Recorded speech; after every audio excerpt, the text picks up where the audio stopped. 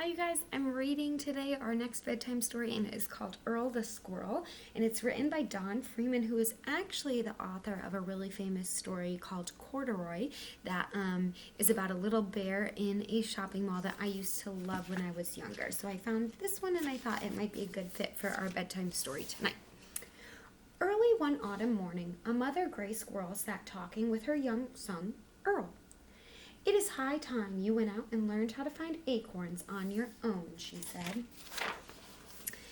But Earl didn't know the first thing about finding acorns, so away he sailed to visit his friend Jill. "Good morning, Earl," said Jill.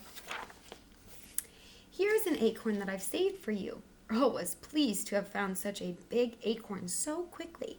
His mother would be happy. He twitched and twirled his tail, which was his way of saying, "Thank you very much." "And here's a nutcracker to help you open it," added Jill.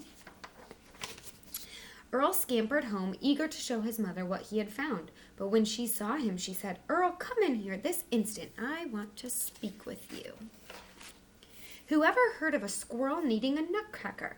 Why, it's just absurd," his mother scolded. "You got it from Jill, didn't you? I'll bet she gave you the acorn, too. That girl is making you into the most spoiled squirrel in the world. Now take that nutcracker right back." "You're back so quickly, and you didn't want the nutcracker? Well, never mind. I have an extra special present for you." And she tied a beautiful red scarf neatly around Earl's furry neck. "I really made it for my doll," she said, "but I wanted you to have it." How proud Earl was of his scarlet scarf. You'll notice in the illustrations that everything is black and white except for the red scarf. I wonder if that means something. Back home, he sailed with his tail all unfurled. But when his mother saw the scarf, she said, "Earl, come in here this instant. I want to speak to you." "Whoever has heard of any of us needing something around our necks to keep us warm?" his mother fussed. "Now that girl has done it. You are the most spoiled squirrel in the world." Earl knew his mother was right, and that night after supper he tied his scarf into the shape of a sack. While his mother slept out, he crept. Earl wanted to show her that he could find an acorn all on his own. All night long, Earl searched in the bright moonlight, under the rocks, up in the trees, inside empty old moleholes, without finding one single acorn anywhere. By morning, Earl was very tired, and in fact, he was all worn out. His ears were getting cold, so he tied the scarf around his head. "That's better," he said to himself. "Maybe that's an old squirrel hole for me to sleep in," thought Earl. But look who was inside. "Oh, excuse me," said Earl. "I didn't know that you lived in here." "Who do you think lived here?" hooted the great horned owl loudly. "And who ever saw a squirrel wearing a scarf?" "My friend Jill gave it to me," Earl said proudly. "By the way, could you tell me where I might find an acorn?" "An acorn?" hooted the great horned owl. "Why, certainly. There's a giant oak tree right over there full of acorns.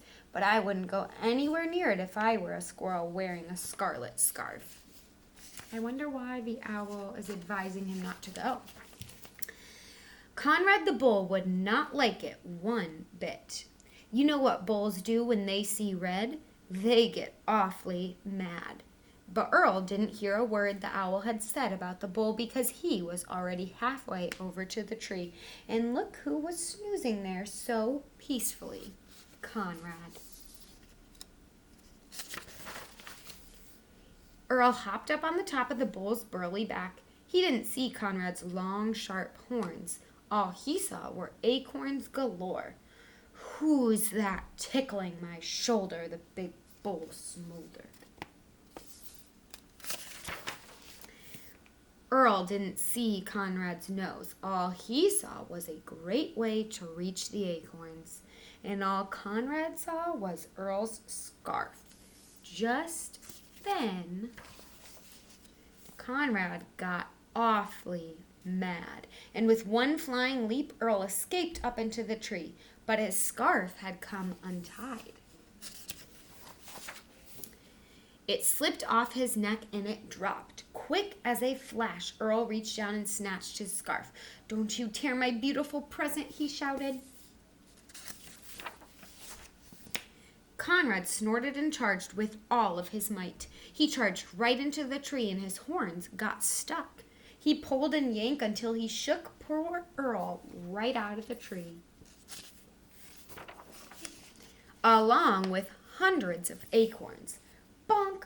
One fell right on top of his head. "Thank you, Mr. Bull," Earl said politely. "I didn't mean to put you through all this trouble. I only needed one acorn, but I guess I'll take two. Tomorrow I'll be back for more." After trying 2 acorns in his scarf sack, Earl threw it over his shoulder and hurried back home as fast as he could scamper. Conrad grunted and groaned until at last, with a powerful yank, he freed his horns from the tree. Down the hill he reeled head over hooves until he was out of sight. When Earl arrived home, he presented one of his acorns to his mother. She saw it and said, "Earl, come in here this instant. I want to speak with you." Once inside, his mother took a bite of her ripe acorn. My, this is the most delicious acorn I've ever tasted. How did you find it?" "Oh, my lucky scarf helped me," said Earl happily. And after his mother finished her acorn, he went to pay Jill a little visit. On the windowsill, sitting very still, was Jill's doll. And after taking out the acorn, Earl tied his scarf around the doll's neck. "Here, sir, I don't think I need this anymore."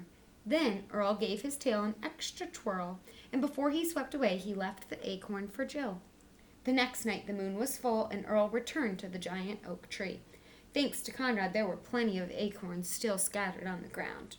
But tonight, Earl scampered up to a high branch and picked one for himself. The end. I hope you enjoyed that story, Earl the Squirrel. That was actually the first time I've read it too. And I hope you have sweet dreams tonight, readers, and I will see you again tomorrow.